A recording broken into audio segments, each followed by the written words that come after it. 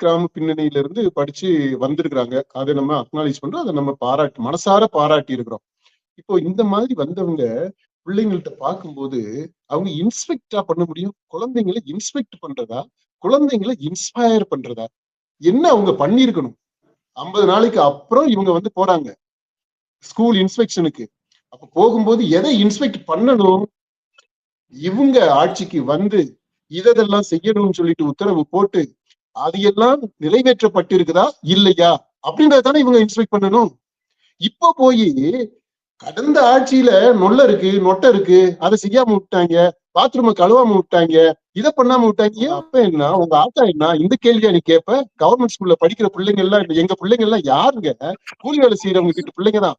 அது கூலி வேலை செய்யறவங்க, எங்க அப்பா கூலி வேலை செய்யறாரு அப்படின்றத கேட்கறதுல உனக்கு என்ன அப்படி ஒரு ஆனந்தம்? பல இடங்கள்ல நீங்களே சொல்றீங்க இன்ஃப்ராஸ்ட்ரக்சர் இல்லாதனால மரத்தடியில கிளாஸ் நடந்துகிட்டு இருக்கு. மரத்தடியில எங்க பேக் பெஞ்ச் எங்க வருது? லாஸ்ட் பெஞ்சுன்றது எங்க வரும்? மரத்தடியில உள்ள உட்காந்துட்டு படிக்கும்போது எதுக்கு இந்த குழந்தைங்க 5ஆம் கிளாஸ், 6ஆம் கிளாஸ், 8ஆம் கிளாஸ் வரைக்கும் படிக்கிறவங்க, 8th வரைக்குமே நீங்க எடுத்துங்க, எதுக்கு அவங்க இங்கிலீஷ் கத்துக்கணும்? ஸ்போக்கன் இங்கிலீஷ் எதுக்குங்க? தாய்மொழியில எழுத பழகுறதுக்கே சிரமப்பட்டுக்கிட்டு இருக்கிறாங்க. என்ன முட்டாள்தனமான அறிவுக்கு அதாவது இதெல்லாம் ரொம்ப கேலி கூத்தாக்கக்கூடியது. வீட்டுல அவங்க பிள்ளைதான் சொல்லுது, அப்பா கூலி வேலை செய்யறவங்க, அம்மா கூலி வேலை செய்யறது, கூட பிறந்தவங்களும் இதே மாதிரிதான் இருப்பாங்க. அங்க எங்க இங்கிலீஷ், ஸ்போக்கன் இங்கிலீஷ் எங்க போய் பேச முடியும்? ஸ்போக்கன் இங்கிலீஷ் எதுக்குங்க?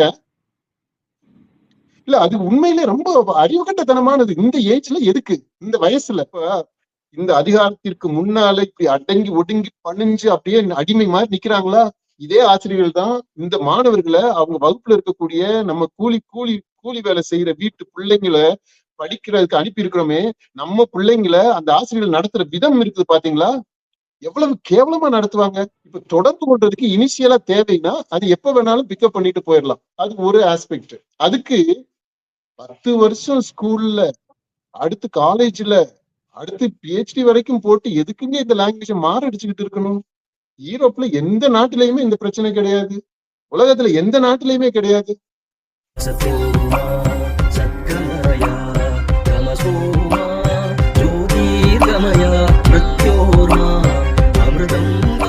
சிவகாசியில் உள்ள அரசு மேல்நிலை பள்ளியில தொழில்துறை அமைச்சர் கீர்த்தனா ஆய்வு பண்றாங்க. அந்த ஆய்வு தான் இப்போ விவாதமாவும் சர்ச்சையாவும் மாறி இருக்குது. அங்க அவங்க ஆய்வுங்கிற பேர்ல கட்டிடங்களா, வசதிகளா எப்படி இருக்கு, கழிப்பறை எப்படி இருக்குது, அங்க கல்வி சூழல் எப்படி இருக்கு அப்படிங்கறதெல்லாம் ஆய்வு செய்யறாங்க. அப்ப அந்த மாணவிகள்கிட்ட அவங்க ஆங்கிலத்துல உரையாடுறாங்க. அதுக்கு அந்த மாணவிகள் பதில் அளிக்கிறதுக்கு கொஞ்சம் தடுமாற்றம் ஏற்படுது. உடனே ஆசிரியர்கள்ட்டையும் சொல்லி அது தொடர்பா கேள்வி கேளுங்க அப்படிங்கிறாங்க. அந்த வீடியோ காட்சி சமூக வலைதளங்களை பரவி அது மிகப்பெரிய அளவுல அதன் எதிர்வினைகள்லாம் வந்துட்டு இருக்குது. இது தொடர்பா நம்ம பேசிடலாம்ப்பா. முதல்ல இந்த அமைச்சருடைய ஆய்வு அப்படிங்கிறது எப்படி எடுத்துக்கிறதுப்பா? முதல்ல இந்த அமைச்சர் தொழில்துறை அமைச்சர் மாண்புமிகு செல்வி கீர்த்தனா அந்த சிவகாசி தொகுதி எம்எல்ஏ அப்படின்றதுனாலையும், அப்புறம் அந்த தொகுதிக்கு இவங்க பொறுப்பா முதலமைச்சர் நியமிச்சிருக்கிறாரு அப்படின்ற அந்த காரணத்தை முன்னிட்டும் அமைச்சராகவும் அந்த தொகுதியினுடைய எம்எல்ஏவாகவும் அவர் அந்த தொகுதிக்கு உட்பட்ட எல்லா இடங்களையும் பார்க்க போறாரு. தொழில்துறை அமைச்சர் இவர் இந்த பள்ளிக்கு போறாரு, அரசு பள்ளிக்கு போய் அங்க இது கழிப்பறையை பாக்குறாங்க. நல்ல விஷயம். அதை இன்ஸ்பெக்ட் பண்றாங்க. அடுத்து அந்த கம்ப்யூட்டர் லேப் அப்படின்னு சொல்லி ஒண்ணு இருக்கு, அதை இன்ஸ்பெக்ட் பண்றாங்க. அதுல தூசி எல்லாம் இருக்கு, அது எல்லாத்தையுமே அவங்க பாக்குறாங்க. பார்த்து அவங்களுடைய எதிர்வினை ஆற்றுறாங்க. இதெல்லாமே நல்ல விஷயம். ஒரு அவங்களுடைய தொழில்துறை அமைச்சர் அப்படின்றதையும் சரி, அப்புறம் அந்த தொகுதியினுடைய எம்எல்ஏ அப்படின்ற அந்த இதுலயும் சரி, அங்க இருக்கக்கூடிய பள்ளியினுடைய இன்ஃப்ராஸ்ட்ரக்சர் ஃபெசிலிட்டிஸ் எப்படி இருக்கு அப்படின்றது, அந்த பள்ளியினுடைய கட்டமைப்பு வசதிகள் எப்படி இருக்கு அப்படின்றத இன்ஸ்பெக்ட் பண்றாங்க. அதை நம்ம பாராட்டுறோம். ஒண்ணு. ரெண்டாவது, இவங்க அதாவது அரசு பள்ளியில படிச்ச அப்படின்றாங்க. அரசு பள்ளியோ அல்லது அரசு உதவி பெற்ற நிதி உதவி பெறக்கூடிய தனியார் நடத்தக்கூடிய பள்ளியிலயோ படிச்சிருக்கிறாங்க. தமிழ் வழி கல்வி ஸ்கூல்ல தமிழ் மீடியத்துல படிச்சிருக்கிறாங்க. அப்படி தமிழ் வழி கல்வியில அந்த இதுல படிச்சு இவங்க இன்றைக்கு ஒரு இளம் வயதிலேயே ஒரு அமைச்சராக ஆயிருக்கிறாங்க அப்படின்னா அது ரொம்ப முன்மாதிரியான எடுத்துக்காட்டான ஒரு ஒரு எக்ஸம்பிளரி இது. அவங்கள வந்து ஒரு முன்னுதாரணமா நம்ம பார்க்க முடியும். ஏன்னா ஒரு கிராமத்துல பிறந்து, இத்தனைக்கு அவங்க வந்து அவங்களுடைய தாய்மொழி தமிழ் கிடையாது. அவங்க தெலுங்கு பேசக்கூடியவங்கன்னு தான் நினைக்கிறேன். அவங்க தெலுங்கு வீட்டுல பேசுனது தெலுங்கு, பள்ளியில படிச்சது தமிழ். அப்படி இருந்தா அவங்க தமிழ் படிச்சு சொல்றாங்க. கார்பரேட் உலகத்துக்குள்ள போய் தான் தட்டு தடுமாறி இங்கிலீஷ இன்னைக்கு இங்கிலீஷ்ல ரீல்ஸ் போடக்கூடிய அளவிற்கு திறமையை வளர்த்திருக்கிறாங்க. இது வந்து ரொம்ப ரொம்ப அதாவது உண்மையிலே நம்ம மனசார பாராட்ட வேண்டியது. இப்படிப்பட்ட ஒரு பெண்மணி முன்னுதாரணமாக இருக்கிறாங்க அப்படின்றது வந்து இந்த அடுத்து வரக்கூடிய தலைமுறை இளம் சின்ன குழந்தைங்களுக்கு எல்லாத்துக்குமே, இன்றைக்கு படிக்கக்கூடிய பிள்ளைங்களுக்கு எல்லாத்துக்குமே இவங்க இன்ஸ்பெக்ட் பண்ண போனாங்களே அந்த ஸ்கூல்ல இருக்க பிள்ளைங்களுக்கு எல்லாருக்குமே இவங்க ஒரு முன்னுதாரணமாக இருக்கிறவங்க, இருக்க வேண்டியவங்க. அந்த அளவிற்கு இவங்கள நம்ம இந்த 2 விஷயத்திற்காகவும் பாராட்டலாம். அவங்க இன்ஃப்ராஸ்ட்ரக்சர் அது இதா இருக்குது அப்படின்னு சொன்னது, அது பண்ணுது, அது நல்ல விஷயம். அடுத்து இவங்க ஒரு கிராம சூழ்நிலையில இருந்து தமிழ் வழியில கற்று, அதுவும் தெலுங்கு வீட்டுல பேசக்கூடிய சூழ்நிலைகளையும் தமிழ் வழியில கற்று, ஆங்கிலத்தையும் அப்புறம் தொழில் ரீதியாக கற்று இன்றைக்கு அமைச்சராக இருக்கிறது. இது 2மே நம்ம பாராட்ட வேண்டிய விஷயம். ஓகே, இப்போ இந்த இன்ஸ்பெக்ஷனுக்கு ப்ராப்பரா வந்துரும். இப்போ முதல் பாயிண்ட், அவங்க இன்ஃப்ராஸ்ட்ரக்சரை இன்ஸ்பெக்ட் பண்றாங்க. தாவிக ஆட்சிக்கு வந்து அதாவது மே 4ஆம் தேதி ரிசல்ட் வந்துருச்சுங்க. 10ஆம் தேதி முதலமைச்சர் ஆயிட்டாரு இவரு நம்ம விஜய் அவர்கள். ஓகே, இப்போ 10ஆம் தேதிக்கு அப்புறம் அப்ப இருந்து இவங்க செயல்பாடுகளை ஆரம்பிச்சிட்டாங்களா? பள்ளின்னு சொல்லும் போது அந்த விடுமுறை காலத்துலதான் இந்த இன்ஃப்ராஸ்ட்ரக்சர் அது எல்லாத்தையுமே பார்த்து ரெடி பண்ண வேண்டிய காலம் அந்த காலம் தான். கரெக்டான டயத்துல இவங்க பொறுப்பு எடுத்துட்டாங்க.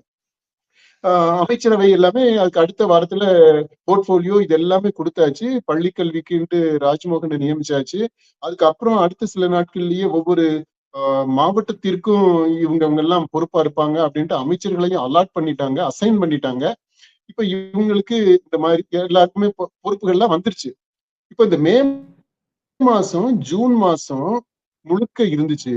இப்போ என்ன பண்ணியிருந்திருக்கணும் இந்த அரசு? மாணவர்கள் மீது அக்கறை உள்ளதாக இருந்திருந்தா, எந்த பள்ளிக்கு என்ன தேவை இருக்கு, என்ன பிரச்சனை இருக்கு, என்ன குறை இருக்கு, முந்தைய அரசுல எதெல்லாம் செய்யாம விட்டாங்க, எதெல்லாம் உடனடியாக நம்ம இப்ப செய்யணும் அப்படின்றத பார்த்து அதெல்லாம் சரி பண்ணி இருந்திருக்கணும். அல்லது அதுக்கு தேவையான இன்ஸ்ட்ரக்ஷன்ஸ் எல்லாத்தையும் கொடுத்திருக்கணும் அந்தந்த அலுவலர்களுக்கு, இல்லையா? அதான சரியான அணுகுமுறை. அப்படி கொடுத்திருந்துட்டு அப்புறம் இவங்க வந்து இப்ப போறாங்க, ஜூலை ஃபர்ஸ்ட் வீக்ல போறாங்க. மே மாசம் 10ஆம் தேதியில இருந்து 20 நாள் இருக்கு. ஜூன் 50 நாளைக்கு அப்புறம் இவங்க வந்து போறாங்க ஸ்கூல் இன்ஸ்பெக்ஷனுக்கு. அப்ப போகும்போது எதை இன்ஸ்பெக்ட் பண்ணணும்? இவங்க ஆட்சிக்கு வந்து இதெல்லாம் செய்யணும்னு சொல்லிட்டு உத்தரவு போட்டு அது எல்லாம் நிறைவேற்றப்பட்டிருக்குதா இல்லையா அப்படின்றதானே இவங்க இன்ஸ்பெக்ட் பண்ணணும். இப்ப போய் கடந்த ஆட்சியில நொல்ல இருக்கு, நொட்டை இருக்கு, அதை செய்யாம விட்டாங்க, பாத்ரூமை கழுவாம விட்டாங்க, இதை பண்ணாம விட்டாங்க. ஏன் ஆட்சிக்கு வந்து 50 நாள் ஆயிடுச்சு. இதெல்லாமே நீங்க செஞ்சிருக்க வேண்டிய வேலை. விடுமுறை காலத்துல அது பண்ணியிருந்திருக்கணும். அது பள்ளி ஆரம்பிச்சு 30 நாள் இருக்கு. அந்த டயத்துல நீங்க பண்ணிருக்கணும். அதெல்லாம் செஞ்சிருக்காங்க செய்யலையான்றத நீங்க செக் பண்ணணும். உங்க ஆட்சிக்கு வந்து நீங்க கொடுத்த இன்ஸ்ட்ரக்ஷன்ஸ், நீங்க இனிஷியேட் பண்ண செயல்பாடுகள் அது நிறைவேறி இருக்கா நிறைவேறலையா அதைத்தான் இவங்க செக் பண்ணி இருக்கணும். ஆனா அப்படி நடக்கல. இவங்க போயிட்டு முந்தைய அரசு செய்யாம விட்ட விஷயம் அந்த ரேஞ்சில தான் இவங்க வந்து அந்த ரீல். ஓகே, இது ஒரு பாயிண்ட்டுங்க. அடுத்தது வந்து இப்ப உள்ள வந்துருவோம். இவங்க தொழில்துறை அமைச்சர். ஆனா நம்ம சொன்னது மாதிரி கிராம பின்னணியில இருந்து படிச்சு வந்திருக்கிறாங்க. அதை நம்ம அக்னாலேஜ் பண்றோம், அதை நம்ம மனசார பாராட்டி இருக்கிறோம். இப்போ இந்த மாதிரி வந்தவங்க பிள்ளைங்கள்ட்ட பார்க்கும்போது அவங்க இன்ஸ்பெக்டா பண்ண முடியும். குழந்தைங்களை இன்ஸ்பெக்ட் பண்றதா, குழந்தைங்களை இன்ஸ்பயர் பண்றதா, என்ன அவங்க பண்ணிருக்கணும்? இவங்க போனவங்க இன்ஸ்பயர் பண்ணிருக்கணும். இன்ஸ்பெக்ட் யாரை போய் பண்ணீங்க? இன்ஃப்ராஸ்ட்ரக்சரை நீங்க பண்ணீங்க. அதுலயுமே நம்ம சொல்லிட்டோம். இவங்க இனிஷியேட் பண்ண விஷயங்களை எது பண்ணிருக்கு பண்ணலன்றத பார்த்துருந்துருக்கணும். சரி, அதை கூட விட்டுருவோம். பண்ணது ஓகே. ஆனா குழந்தைங்கள்ட்ட போய் பார்க்கும்போது நீங்க இன்ஸ்பயர் பண்ணணுமா, அவங்கள மோட்டிவேட் பண்ணணுமா, அவங்களுக்கு பாரு, நான் எவ்வளவு உங்களை மாதிரி தான்ப்பா, உங்களை விட சிரமமான சூழ்நிலையில இருந்து நான் படிச்சேன்ப்பா. இப்ப இருக்க வசதி கூட நான் படிக்கும் போதெல்லாம் இல்ல எங்க ஸ்கூல்ல. ஆனா நான் படிச்சு பாத்தீங்களா வந்துட்டேன். இங்கிலீஷ்ன்றது இந்த மாதிரி தான்ப்பா கஷ்டமான இதாத்தான் இருந்துச்சு. ஆனா நானு வேலைக்கு போகும்போது அங்க இருந்து படிச்சு ஒரு தன்னம்பிக்கையோட நான் படிச்சு, வைராக்கியத்தோட படிச்சு, விடாமுயற்சியோட நான் படிச்சு, இன்னைக்கு வந்து அமைச்சரா நான் உங்க முன்னாடி வந்திருக்கேன் பாத்தீங்களா? நீங்க என்னை விட சிறப்பா வரணும். நீங்க முதலமைச்சராவே வரணும். நான் வந்து தொழில்துறை அமைச்சரா தான் வந்திருக்கேன். மத்திய அமைச்சரா வாங்க. அந்த மாதிரி தானங்க இவங்க பேசியிருக்கணும். அப்படின்னா தான் இவங்க உண்மையிலேயே இவங்க வந்த பின்னணிய அவங்க மதிச்சிருக்கிறாங்க, அது ஏற்று இருக்கிறாங்க, அதுக்கு முக்கியத்துவம் கொடுக்குறாங்க அப்படின்னு அர்த்தம். இப்ப இவங்களே இவங்களை மதிக்கலன்னு அர்த்தம். இன்னைக்கு அங்க நடந்த விஷயங்களை பார்க்கும்போது இவங்களுடைய பின்புலத்தை மதிச்சிருந்தாங்க, அதை வந்து ஓன் பண்ணி இருந்தாங்க, அதுல அவங்களுக்கு பெருமை இருக்குது அப்படின்னா குழந்தைங்கள்ட்ட இப்படி நடந்திருக்கவே மாட்டாங்க. அதுக்குதான்ப்பா அவங்க இங்க எக்ஸ்ல வந்து இவ்வளவு போட்டிருக்காங்க. பெரிய நான் கேப் வந்து இருக்கு. ஆய்வு அவங்க வந்து செஞ்சது வந்து தவறா எஜுகேஷன் புரிஞ்சு கொள்ளப்பட்டிருக்குது. விமர்சனங்கள்லாம் வந்து தப்பா பாக்குறீங்க. நான் வந்து இவ்வளவு உங்கள மாதிரி ஒரு இடத்துல இருந்து வந்தவதான். என்னால தொழில்துறை அமைச்சரா ஆயிருக்க முடியுது, அதான் அமைச்சரா இருக்க முடியுது. அதுக்காக தான் நீங்களும் இதே மாதிரி இருக்கணும் அப்படிங்கறதுக்காக தான் நான் அந்த அவங்கள்ட்டயே ஸ்டூடெண்ட் மாணவர்கள்ட்டயே உரையாடினேன். அது வந்து தப்பான புரிதலை ஏற்படுத்திருக்குன்னு சொல்லிட்டு எக்ஸ்ல பதிவு போட்டிருக்காங்கப்பா. இல்ல இல்ல இல்ல இல்ல இல்ல அவங்க அப்படி மாணவர்கள்ட்ட உரையாடலாம் இல்ல. அவங்க வந்து மாணவர்களை செக் பண்றாங்க, எக்ஸாம் நடத்துறாங்க. அவங்க வந்து உரையாடல் நடத்தல, அது உரையாடல் கிடையாது, அது இன்ஸ்பெக்ஷன் தான் அவங்க பண்றாங்க. அதைத்தான் நம்ம சொல்றோம், அவங்க இன்ஸ்பெக்ட் பண்றாங்க. அவங்க இன்ஸ்பயர் பண்ணிருக்கணும். இப்ப அந்த குழந்தை இப்ப என்ன பண்ணிருக்கலாம், அந்த குழந்தைகிட்ட கேக்குறாங்க.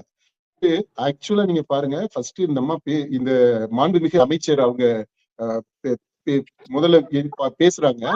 அந்த குழந்தைங்க வந்து கொஞ்சம் தயங்குது. அதுக்கப்புறம் அந்த அந்த ஆங்கில வார்த்தைகளுக்கு அர்த்தம் கேட்கிறாங்க, அதை சொல்லிடுறாங்க.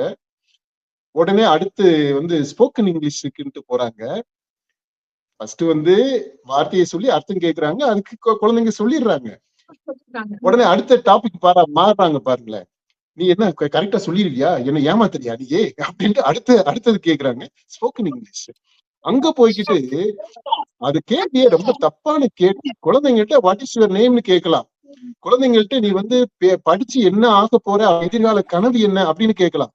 உங்க அப்பா என்ன, உங்க ஆத்தா என்ன, இந்த கேள்வியா நீ கேட்ப? கவர்மெண்ட் ஸ்கூல்ல படிக்கிற பிள்ளைங்க எல்லாம், எங்க பிள்ளைங்க எல்லாம் யாருங்க? கூலி வேலை செய்யறவங்க கிட்ட பிள்ளைங்க தான்.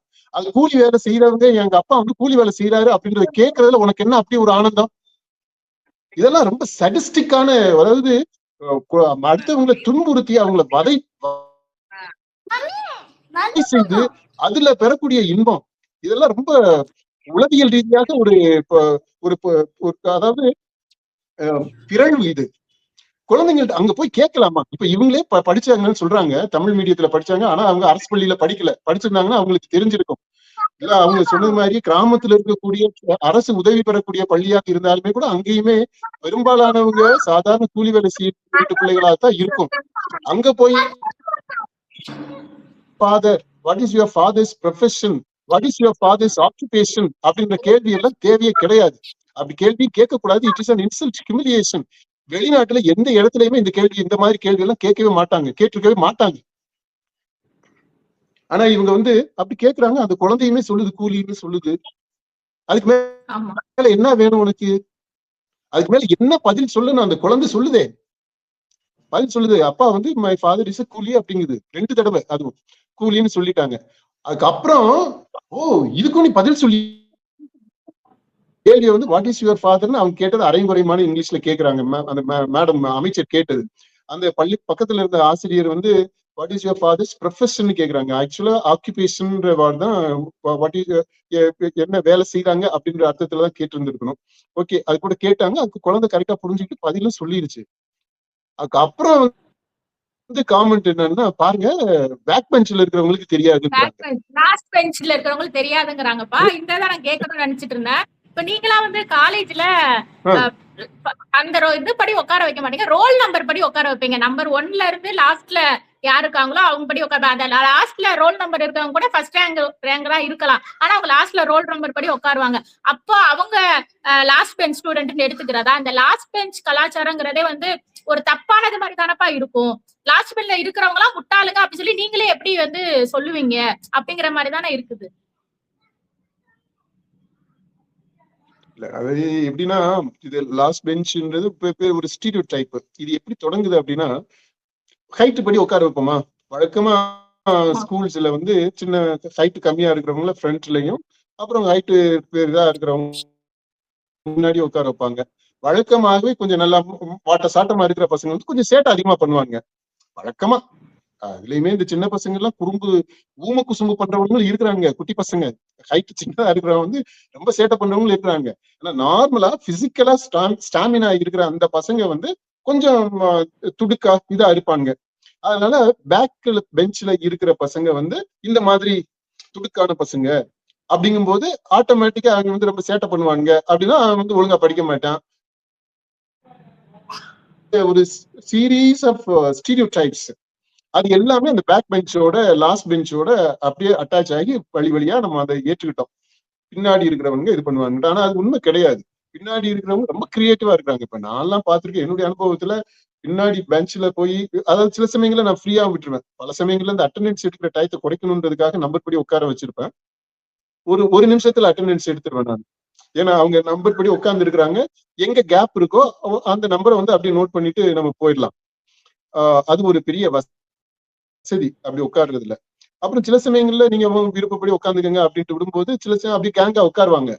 அப்படி கேங்கா உட்கார்ற பசங்களை நீங்க பாருங்க இன்னைக்கு அந்த பசங்க அவ்வளவு கிரியேட்டிவா இருக்காங்க. ஆட் ஏஜென்சிஸ் வச்சிருக்கிறாங்க. அவ்வளவு பேரு மீடியால கலக்கிக்கிட்டு இருக்கிறாங்க. பேக் பெஞ்ச்ல இருந்தவங்கன்றவங்க. அப்புறம் அகடமிக்காகவே அவங்க வந்து கிளாஸ் டாப்பர்ஸ் அவ்வளவு பேர் இருந்திருக்காங்க. அதனால அந்த மித்து இதெல்லாம் இந்த ஸ்டீரியோ டைப்ஸ் இதெல்லாம் இதுல அர்த்தமே கிடையாது.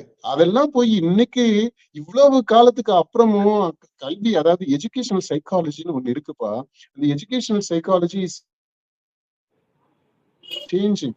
இன்னைக்கு இருக்கக்கூடிய சூழ்நிலைக்கு ஏத்தது மாதிரி அந்த கல்வியியல் உளவியல் அது எதுவுமே புரியாம அமைச்சர் அம்மா அவங்க வந்து மாண்புமிகு அமைச்சர் அப்படி பள்ளியில அப்படி போய் பேசிட்டாங்க லாஸ்ட் பெஞ்ச் அப்படின்ற அதுல எல்லாம் எந்த உண்மையுமே கிடையாது. இன்னைக்கு சூழ்நிலையில அந்த லாஸ்ட் பெஞ்ச்ன்றதே இல்ல. அப்புறம் பல ஸ்கூல்ஸ்ல நீங்க பாருங்க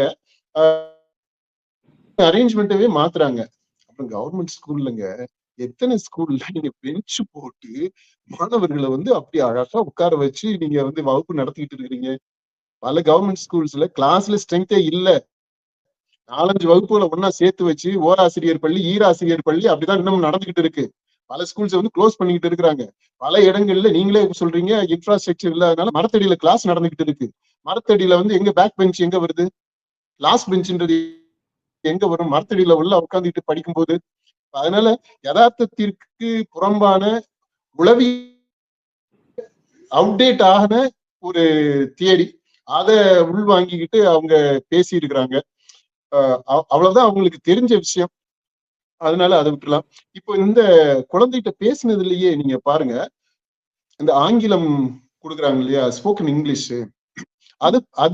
அதுக்கு எதுக்கு இந்த குழந்தைங்க வந்து 5ஆம் கிளாஸ் 6ஆம் கிளாஸ் 8ஆம் கிளாஸ் வரைக்கும் படிக்கிறவங்க 8th வரைக்குமே நீங்க எடுத்துங்க எதுக்கு அவங்க இங்கிலீஷ் கத்துக்கணும்? ஸ்போக்கன் இங்கிலீஷ் எதுக்குங்க? தாய்மொழியில எழுத பழகுறதுக்கே சிரமப்பட்டுக்கிட்டு இருக்கிறாங்க.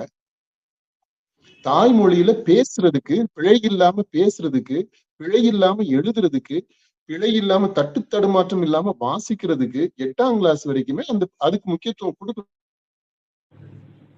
கொடுக்கிறதுக்கு அந்த பயிற்சி தான் இருக்கணும். ஆங்கிலம்ன்றது 8th வரைக்குமே வந்திருக்க கூடாது. சரி எப்படியோ 1ஆம் கிளாஸ் வரை இப்ப வந்துருச்சு, இப்போ இருக்கு. இந்த சிஸ்டத்துல ஸ்போக்கன் இங்கிலீஷ்ன்றது எதுக்குங்க? ஸ்போக்கன்னா என்ன அர்த்தம்? பேச்சு மொழி இல்லையா? யாரு பேச முடியும்? பேச்சு மொழியை எப்படி நீங்க கத்துக்குவீங்க? அந்த பேசிக் அடிப்படையே தெரிய வேண்டாமா? வீட்டுல பேசுறவங்க ஆங்கிலம் பேசக்கூடிய சூழல் இருந்தால் மட்டுமே அந்த குழந்தையால ஸ்போக்கன் இங்கிலீஷை கத்துக்கவே முடியும். ஸ்கூல்ல அந்த இங்கிலீஷ் பீரியட் ஒரு நாளைக்கு ஒரு 45 மினிட்ஸ் இருக்குன்னு வச்சுக்கோங்க, இல்ல 1 ஹவர்னு வச்சுக்கோங்க. அந்த 1 மணி நேரம் ஒரு நாளைக்கு 1 மணி நேரம் வகுப்புல நீங்க ஸ்போக்கன் இங்கிலீஷ் கத்துக்கிற முடியுமா? அது வந்து நீங்க கத்துக்கிறீங்களா? என்ன முட்டாள்தனமான அறிவுக்கு அதாவது இதெல்லாம் ரொம்ப கேலி கூத்தாக்கக்கூடியது. வீட்டுல அவங்க பிள்ளைதான் சொல்லுது அப்பா கூலி வேலை செய்யறவங்க, அம்மா கூலி வேலை செய்யறது. கூட பிறந்தவங்களும் இதே மாதிரிதான் இருப்பாங்க. அங்க எங்க இங்கிலீஷ், ஸ்போக்கன் இங்கிலீஷ் எங்க போய் பேச முடியும்? கடையில போயிட்டு கடைக்காரன்ட்ட போய் இப்ப அவங்க வாங்கிட்டு வர சொல்றாங்க. ஆமா, போய் இந்த இது பருப்பு வாங்கிட்டு வா, கடுகு வாங்கிட்டு வா அப்படின்ட்டு குழந்தைய அனுப்புனாங்கன்னா, uncle give me 50 grams of kadugu அப்படின்னு போய் கேட்குமா? அந்த அந்த சூழ்நிலையா இருக்கு. என்ன இதுக்காக இங்க இங்கிலீஷ் வேணும்? ஸ்போக்கன் இங்கிலீஷ் எதுக்கு? ஸ்போக்கன் இங்கிலீஷ் எதுக்குங்க? இல்ல, அது உண்மையிலே ரொம்ப அறிவுகட்டத்தனமானது. இந்த ஏஜ்ல எதுக்கு? இந்த வயசுல எப்ப தேவைப்படும் ஸ்போக்கன் இங்கிலீஷ்? அவங்க தமிழ்நாட்டை விட்டு வெளிநாட்டுக்கு போறாங்க, வேலை நிமித்தமா போறாங்க அப்படின்னா அந்த சூழ்நிலையில அவங்க கத்துக்குவாங்க. இங்க வந்து தமிழ்நாட்டுல 2 தமிழர்கள் பேசும்போது, வீட்டுல பேசும்போது, பள்ளியில பேசும்போது தமிழ்ல தான் பேச போறோம். இங்கிலீஷ் எதுக்கு? தெலுங்கு எதுக்கு? ஹிந்தி எதுக்கு? மலையாளம் எதுக்கு? அவங்க தாய்மொழி இருந்தாலே போதும் இல்லைங்க. அதுல இன்னொரு மொழியில புலமை வேணும். ஸ்போக்கன் இங்கிலீஷ், ஸ்போக்கன் இங்கிலீஷ்ன்றது வந்து அது அதான் அந்த பண்பாட்டிலேயே ஊறி பிறந்து வளர்கிறவங்களால மட்டும்தான் ஸ்போக்கன் இங்கிலீஷவே நல்லா ஒழுங்கா பேசவே முடியும். Return English, grammatically correct English அந்த இதை கத்துக்கிறது ஈஸி, அதை கத்துக்கலாம்.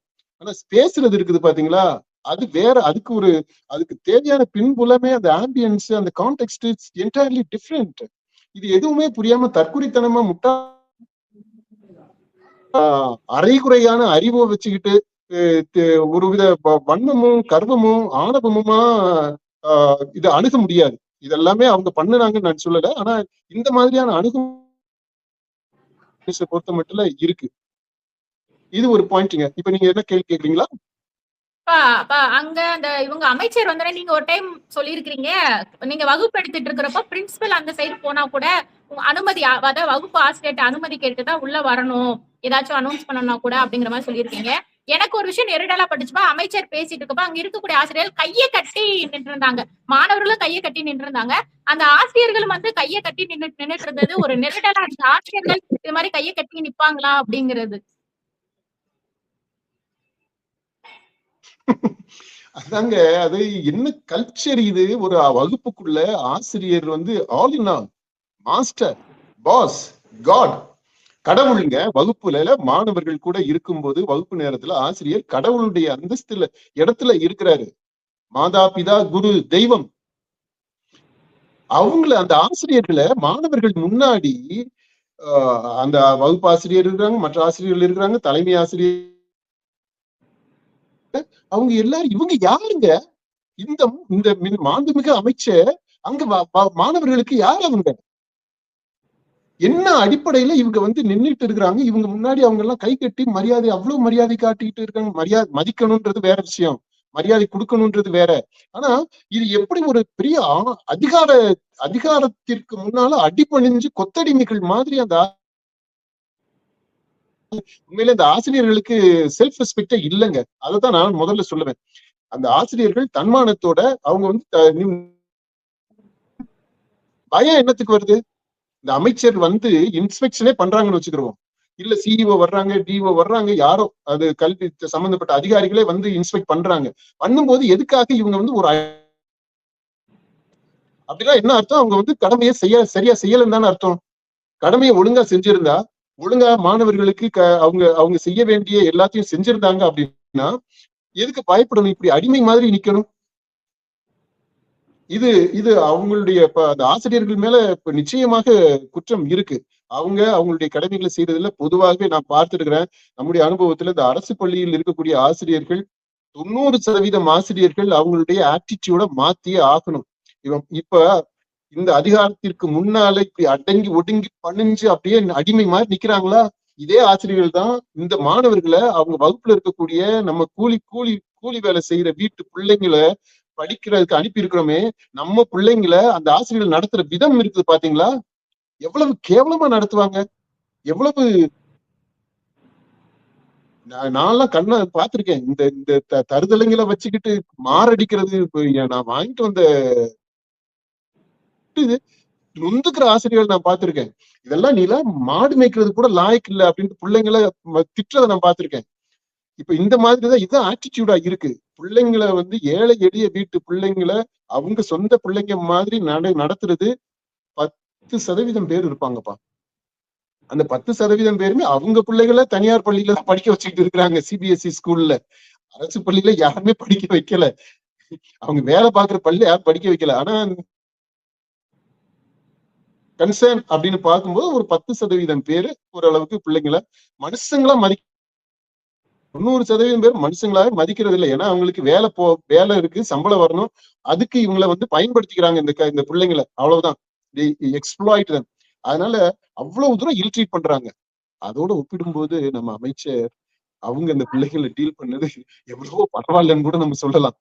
ஏன்னா அந்த அவ்வளவு மோசமா அந்த ஆசிரியர்கள் பிள்ளைங்களை நடந்துட்டு தான் இருக்கு. இதெல்லாம் இந்த அமைச்சர்கள் பார்க்கணும், கல்வி அமைச்சர் பார்க்கணும், கல்வித்துறையில அந்த சீர்திருத்தங்கள் எல்லாத்தையும் கொண்டு வரணும். இதான்ப்பா நான் பாக்குறேன். அடுத்து ரொம்ப முக்கியமான விஷயம் நான் என்ன நினைக்கிறேன் அப்படின்னா, இந்த ஊடகங்கள்லயுமே விவாதங்கள் அதெல்லாமே பண்ணாங்க. இந்த மொழிய அது ஒரு தொடர்புக்கானதுதான் அப்படின்றாங்க. இந்த language is a means of communication. தொடர்பு கொள்ளுவதற்கான ஒரு கருவி மொழி அப்படின்றது ஒரு ஆஸ்பெக்ட் தான். மொழி வெறுமனே தொடர்பு கொள்வதற்கான கருவி மட்டும் கிடையாது. தமிழை நம்ம எப்படி எடுத்துக்கிறோம்? தமிழ் நம்முடைய தாய் மொழின்னு சொல்றோம் இல்லையா? தமிழ் ஒரு மொழி தானே. ஆனா அந்த மொழியை தொடர்பு கொள்றதுக்கான ஊடகம் அப்படின்ட்டு மட்டும் எடுத்துக்கிறோமா? தமிழ் தான் என்னுடைய உயிர். என்னது அந்த பாட்டெல்லாம் இருக்குல்லப்பா, தமிழெங்கள் உயிருக்கு நேர் உயிர் மூச்சு அப்படி இப்படின்னு எல்லாம் சொல்றோம் இல்லையா? அப்ப அதெல்லாம் எங்கிருந்து வருது? அப்போ ஒரு மொழின்றது வெறுமனே தொடர்பு கொள்வதற்கான ஒரு கருவி மட்டும் கிடையாது. It is not just means, it is more than that. It is our lifestyle. என்னுடைய வாழ்வு, என்னுடைய உயிர் மூச்சு, என்னுடைய வாழ்வியல் முறை. அடுத்து இந்த லிங்குவிஸ்ட்ஸ், அதாவது மொழியியல் ஆய்வாளர்கள், அந்த மொழியியல் உளவியல் அதை எடுத்தணுமா, அந்த இதுபடி பார்த்தா நாம சிந்திக்கிறதே மொழியில தான் சிந்திக்கிறோம். மொழி இல்லாம நம்ம சிந்தனையே இருக்காது. அதனால மொழி என்பது நம்முடைய சிந்தனையை கட்டுப்படுத்தக்கூடியதாகவும் இருக்கு, கட்டுப்படுத்துறது இல்லை. அந்த மொழியில தான் நம்ம சிந்திக்கவே செய்கிறோம். அதனால மொழி என்பது நம்முடைய சிந்தனை, மொழி என்பது நம்முடைய வாழ்வியல், தொடர்புக்கான ஒரு சாதனம், ஊடகம். இது ஒட்டுமொத்தமா அந்த முழு பரிமாணத்தையும் நம்ம புரிஞ்சுக்கணும். அப்படி புரிஞ்சுக்கிட்டோம்னா தான் ஏன் நம்ம நாட்டுல, தமிழ்நாட்டுல எலிமெண்டரி ஸ்கூல்ல இருந்து இங்கிலீஷை கத்து கொடுத்துட்டு இருக்கிறாங்களா? +2 முடிச்சுட்டு காலேஜுமே இங்கிலீஷ் மீடியத்துலதான் நடக்குது தமிழ்நாட்டுல.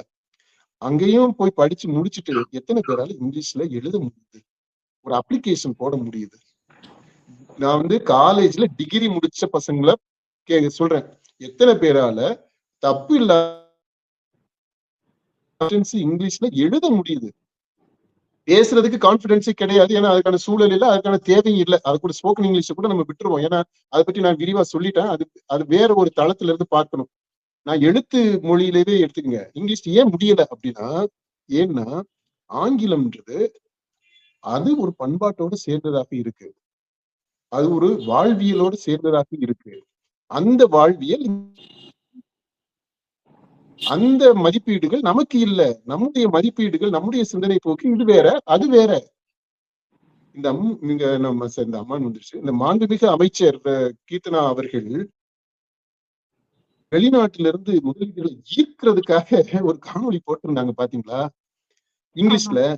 அப்படி அதுல என்ன மாதிரி காஸ்டியூம் போட்டிருந்தாங்க? அவங்க காஸ்டியூம் என்ன? ஆங்கிலத்துல பேசுறாங்கன்னு உடனே ஆட்டோமேட்டிக்கா அவங்களுடைய ஆடையும் மாறுச்சா? ஏன் மாறுச்சு?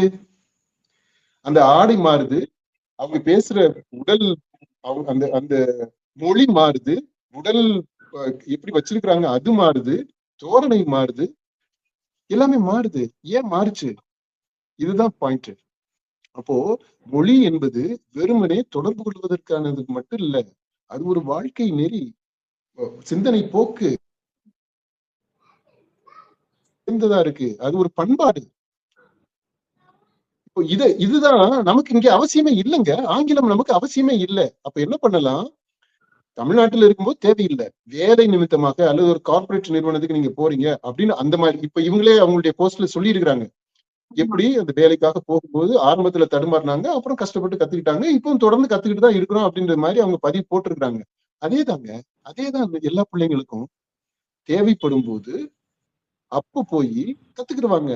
30 நாள்ல இங்கிலீஷ் கத்துக்கலாம்ன்றாங்க. வெளிநாட்டுக்கு நீங்க போகணும் அப்படின்னா அங்க போய் நீங்க கம்யூனிகேட் பண்ணிக்கிறதுக்கு, அங்க போய் அடாப்ட் பண்றதுக்கு தேவையான லாங்குவேஜ் அது கத்துக்கிறதுக்கு ஒரு 30 நாள் போதும். புஸ்தகம் இருக்கு. இப்போ ஆன்லைன்ல எல்லாம் அத்தனை ஆப் வந்துருச்சு. 30 நாள்ல 2 வாரத்துல கூட நீங்க வந்து ஸ்போக்கன் இங்கிலீஷ் பிக்கப் பண்ணிருக்கலாம். Any language for that matter pick up பண்ணிடலாம். அங்க எங்க போகணுமோ இப்ப எதுக்கு இங்கிலீஷை கத்துக்கிறணும்? நம்ம புள்ள, நம்ம வீட்டு புள்ள, இந்த இந்த குழந்தை இருக்கு இல்லையா, இந்த பிள்ளை நிச்சயமா பாருங்க பெரிய ஆளா வருங்க. வித் ஆல் மை பிளெஸிங்ஸ் அந்த குழந்தை வந்து நிறைய பெரிய ஆளா வரும். இந்த பாதிக்கப்பட்ட குழந்தைன்னு சொல்றாங்க இல்லையா, அது நீங்க பாருங்க. சப்போஸ் அந்த குழந்தை ஜெர்மனிக்கு போகணும்னு வச்சுக்கோங்க, ஜெர்மன் கத்துட்டு போகுது. பிரான்ஸுக்கு போகணும்னா பிரெஞ்சு கத்துட்டு போகுது. ரஷ்யாவுக்கு போகணும்னா ரஷ்யனை கத்துக்கிட்டும். ஜப்பானுக்கு போகணும்னாக்க ஜாப்பனீஸ் கத்துக்கிட்டும். சைனீஸை கத்துக்கிட்டும். அங்க போகணும்னா எதுக்கு இங்கிலீஷை கத்துக்கிறணும்? எந்த நாட்டுக்கு போறோம், எங்க வேலை கிடைக்க போகுதோ, எந்த மாதிரியான என்னுடைய இலக்கு இருக்கோ, எதிர்காலத்தை நான் எப்படி திட்டமிடுறேனோ அதற்கேற்ற உதவியாக இருக்கக்கூடிய மொழியை நான் எப்ப வேணாலும் பிக்கப் பண்ணிட்டு போறேன். அங்க போயிட்டு அதுக்கு அப்புறமா நம்ம வந்து அந்த அங்க போன பிற்பாடு நீங்க அங்கேயே செட்டில் ஆகணும் அப்படின்னா இந்த மொழி மட்டுமே பத்தாது. அந்த மொழி நீங்க பேச பேச உங்களுடைய சிந்தனையையும் மாற்றும். இன்னைக்கு இருக்க அமெரிக்காவில் செட்டில் ஆயிருக்கக்கூடிய இந்தியன்ஸ் நீங்க எடுத்துக்கீங்களேன், அவங்க இந்தியர்கள்னு நீங்க சொல்ல முடியாது. முழுக்க முழுக்க அமெரிக்க அந்த வாழ்வியல் அதைத்தான் ஃபாலோ பண்ணுவாங்க. அவங்களுடைய வாரிசுகள் என்ன சொல்லுவாங்க, நாங்க அந்த கும்பகோணத்துல அந்த எங்க பிறந்தோம், இல்ல இங்க பிறந்தோம் அப்படின்னு அந்த மாதிரி சொல்லுவாங்க. பூர்வீகங்களை சொல்லுவாங்களே தவிர மற்றபடி அந்த தமிழ் வாசனையோ இல்ல இந்திய வாசனையோ எதுவுமே இருக்காது. முழுக்க முழுக்க அப்படி மாறிடுவாங்க. அதுதான் மொழி. ஓகே, இப்ப தொடர்பு கொள்றதுக்கு இனிஷியலா தேவைன்னா அது எப்ப வேணாலும் பிக்கப் பண்ணிட்டு போயிடலாம். அது ஒரு ஆஸ்பெக்ட். அதுக்கு 10 வருஷம் ஸ்கூல்ல, அடுத்து காலேஜ்ல, அடுத்து பிஹெச்டி வரைக்கும் போட்டு எதுக்குங்க இந்த லாங்குவேஜை மாரடிச்சுக்கிட்டு இருக்கணும்? யூரோப்ல எந்த நாட்டிலையுமே இந்த பிரச்சனை கிடையாது. உலகத்துல எந்த நாட்டிலையுமே கிடையாது. இங்க மட்டும் எதுக்குங்க இதை போட்டு அழுகணும்?